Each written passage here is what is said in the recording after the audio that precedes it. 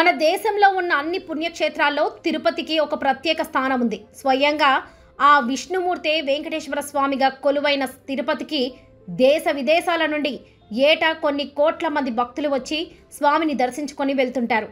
అయితే తిరుమలలో జరిగిన ఒక అనుకోని సంఘటన ఇప్పుడు దేశవ్యాప్తంగా సంచలనం రేపుతుంది. అర్ధరాత్రి 2:30 గంటలకు ఒక అమ్మాయి ఒంటరిగా గుడిలోకి వెళ్ళి చేసిన పని తెలిసి అందరూ ఆశ్చర్యపోతున్నారు. ఆ తర్వాత గుడిలో జరిగిన అద్భుతం ఏంటి అనే ఇంట్రెస్టింగ్ విషయాలను ఈ వీడియోలో తెలుసుకుందాం. సో వీడియోని ఎక్కడ స్కిప్ చేయకుండా చూడండి. ఫ్రెండ్స్, తిరుపతి నుంచి 22 కిలోమీటర్ల దూరంలో ఒక ఊరుంది. ఆ ఊరు ఇప్పటికీ రహస్యంగానే ఉంది. ఇక్కడి నుంచి దేవుడి కోసం పూలు పళ్ళు తీసుకొస్తారు. ఇక్కడికి వేరే చోటు నుంచి ఎటువంటి వస్తువులు తీసుకువెళ్ళకూడదు. కేవలం ఈ రహస్యమైన ఊరు నుంచే దేవుడికి సంబంధించిన అన్ని వస్తువులు వస్తాయి. ఇక్కడ నివసించే ప్రజలు బయట వ్యక్తులను లోపలికి రానివ్వరు. దీంతో పాటు ఇక్కడ నివసించే మహిళలు రెడీమేడ్ దుస్తులను వేసుకోరు. స్వయంగా వాళ్ళే తమ బట్టలను తయారు చేసుకుంటారు. ఈ ఊరిలోనే పల్లవి అనే ఒక అమ్మాయి ఉండేది. ఆమె ప్రతిరోజు దేవుడి కోసం పూలదండలను తయారు చేస్తుంది. ఒకరోజు ఈమె నిద్రించినప్పుడు కలలోకి వెంకటేశ్వర స్వామి వచ్చాడు. ఆమెను వెంటనే మందిరంకి వచ్చి తన గడ్డంపై చందనాన్ని రాయమని చెప్పాడు. ఆ తర్వాత పల్లవి కళ్ళు తెరిచింది. ఇటువంటి కళ రావడం వలన ఆమె చాలా ఆశ్చర్యపోయింది. ఆమె మందిరం ద్వారం ముందు ఒక కర్ర ఉంచింది. చిన్నప్పుడు వెంకటేశ్వర స్వామిని తన తల్లి ఈ కర్రతోనే దండించేదని భావిస్తారు. చిన్నప్పుడు ఒకసారి దీనివల్ల గడ్డం పైన గాయమైంది. అప్పటి నుంచి ఆ గాయం నయమవడం కోసం ప్రతి శుక్రవారం రోజున భగవంతుడి గడ్డం పైన చందనాన్ని రాస్తారు. పల్లవికి కల వచ్చింది కూడా శుక్రవారమే. ఇది భగవంతుడి ఆదేశం అని భావించింది. ఈ విషయం ఎవరికి చెప్పినా ఎవరు తన మాటలు నమ్మరని ఆమెకు తెలుసు. కానీ భగవంతుడి ఆదేశాలను ఖచ్చితంగా పాటించాలి. ఆ సమయంలో ఊరి నుంచి ఒక ట్రాక్టర్ పూలదండలు తీసుకొని తిరుపతికి వెళ్తుంది. అప్పుడు పల్లవి ఎవరికి తెలియకుండా సైలెంట్గా ట్రాక్టర్ ఎక్కింది. దాదాపుగా రాత్రి 2 గంటలకు ఆ ట్రాక్టర్ తిరుపతికి చేరుకుంది. ఆ తర్వాత పల్లవి ఆ ట్రాక్టర్ నుంచి దిగి మందిరం వైపు వెళ్ళింది. రాత్రిపూట మందిరం ద్వారాలు మూసివేస్తారు. కానీ ఆ రోజు 2:30 జరిగిన అద్భుతం గురించి తెలుసుకుంటే మీరు కూడా ఖచ్చితంగా ఆశ్చర్యపోతారు. ఎప్పుడైతే పల్లవి మందిరంలోకి ప్రవేశించిందో అప్పుడు మందిరం ద్వారాలు వాటంతట అవే తెరుచుకున్నాయి. మందిరం గర్భగుడిలో ఉన్న విగ్రహాన్ని చూస్తున్నప్పుడు పల్లవికి స్వయంగా దేవుడిని చూసినట్లు అనిపించింది. విగ్రహం గడ్డం పైన చందనం లేకపోవడం పల్లవి గమనించింది. అప్పుడు ఆమె వెంటనే చందనాన్ని తీసుకొని భగవంతుడికి గడ్డం పైన రాసింది.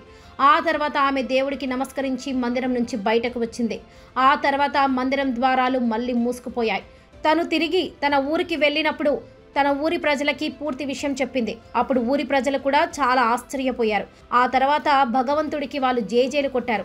ఆ తర్వాత కొంతమంది మందిరం పూజారి దగ్గరికి వెళ్ళి ఈ విషయం తెలిపారు. అప్పుడు పూజారులందరూ తమ తప్పును గుర్తించారు.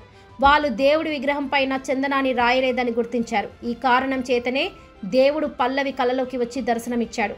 ఈ రోజుకి కూడా ఇక్కడ ప్రజలు నిస్వార్థంగా దేవుడిని పూజిస్తారు. వాళ్ళు పూలని పండ్లని దేవుడికి అర్పిస్తారు. సముద్ర మట్టం నుంచి 800 మీటర్ల ఎత్తులో ఉన్న ఈ మందిరంలోని విగ్రహం దానంతటా అదే ప్రత్యక్షమైంది. ఈ విగ్రహం దగ్గరికి వెళ్ళినప్పుడు మనకి సముద్రం అల్ల శబ్దాలు వినిపిస్తాయి. ఇది ఒక అద్భుతం. బాలాజీ భగవానుడి హృదయంలో లక్ష్మీదేవి ఉంటుందని అంటుంటారు. దీని గురించి ఎన్నో ఆధారాలున్నాయి. ఈ మందిరంలో ఉన్న విగ్రహానికి గురువారం రోజున స్నానం చేయిస్తారు. ఆ తర్వాత చందనాన్ని రాస్తారు. స్నానం చేయించే సమయంలో బాలాజీ హృదయం పైన లక్ష్మీదేవి ఆకారం కనబడుతుంది. లక్ష్మీదేవి నిజంగానే ఉన్నట్టు మనకు క్లియర్గా కనబడుతుంది. దీని వెనుకున్న రహస్యాన్ని ఇప్పటికీ సైంటిస్టులు ఛేదించలేకపోయారు. ఫ్రెండ్స్, మందిరాలలో నెయ్యి దీపాలు, నూనె దీపాలు మీరు చూసే ఉంటారు. కానీ ఈ మందిరంలో ఎలాంటి దీపం ఉందంటే అది కొన్ని వేల సంవత్సరాల నుంచి నెయ్యి నూనె లేకుండా వెలుగుతూనే ఉంది. దీని వెనుక ఉన్న రహస్యం తెలుసుకోవడం కోసం సైంటిస్టులు చాలా కష్టపడ్డారు. కానీ వాళ్ళకి ఈ రోజుకి కూడా ఇలా ఎందుకు జరుగుతుందో అర్థం కాలేదు. తిరుపతి బాలాజీ గర్భగుడిలోని దీపం ఈ రోజుకి కూడా నెయ్యి నూనె లేకుండా వెలుగుతూనే ఉంది.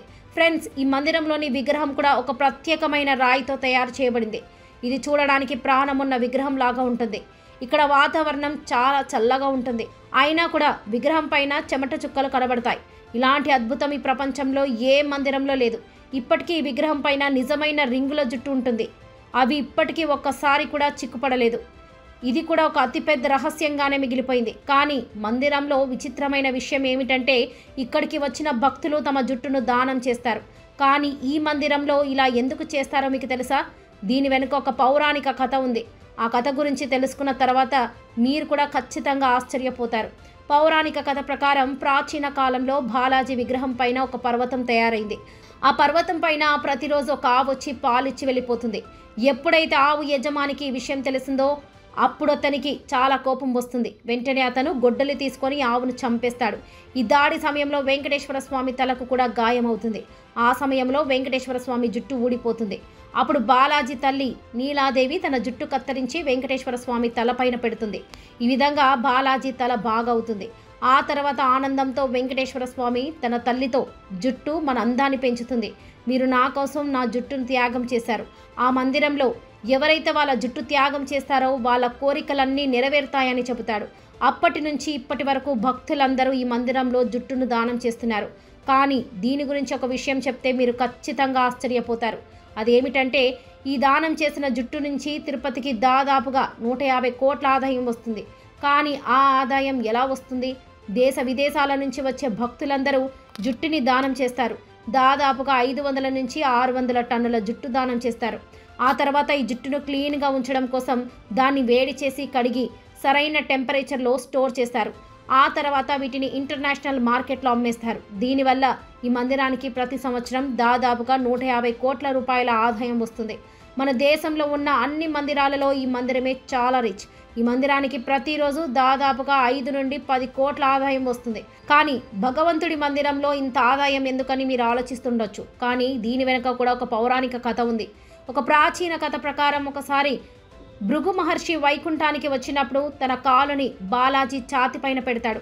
అప్పుడు విష్ణు భగవానుడు వెంటనే భృగు మహర్షి కాలు పట్టుకొని మీకేమైనా గాయమైందా అని అడుగుతాడు. అప్పుడు భృగు మహర్షి బాలాజీ వినయ విధేయతలను చూసి 2 చేతులతో నమస్కరిస్తాడు.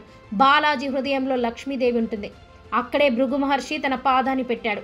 దీనివల్ల లక్ష్మీదేవికి చాలా కోపం వస్తుంది. ఆమెకు భృగు మహర్షి ప్రవర్తన నచ్చలేదు. అప్పుడు బాలాజీ పైన కోపం వచ్చి వైకుంఠాన్ని విడిచి వెళ్ళిపోతుంది. అప్పుడు బాలాజీ భగవానుడు లక్ష్మీదేవిని వెతకడం మొదలు పెడతాడు. భూమిపైన పద్మావతి అనే పేరుతో లక్ష్మీదేవి జన్మించిందని బాలాజీకి తెలుస్తుంది. ఆ తర్వాత విష్ణు భగవానుడు తన రూపం మార్చుకొని పద్మావతి దగ్గరికి వెళ్తాడు. ఆ తర్వాత భగవానుడు పద్మావతిని తనని పెళ్లి చేసుకోమని కోరుతాడు. అప్పుడు పద్మావతి పెళ్లికి అంగీకరిస్తుంది. కానీ పెళ్లి కోసం డబ్బు ఎక్కడి నుంచి వస్తుందో అని బాలాజీ ఆలోచించాడు.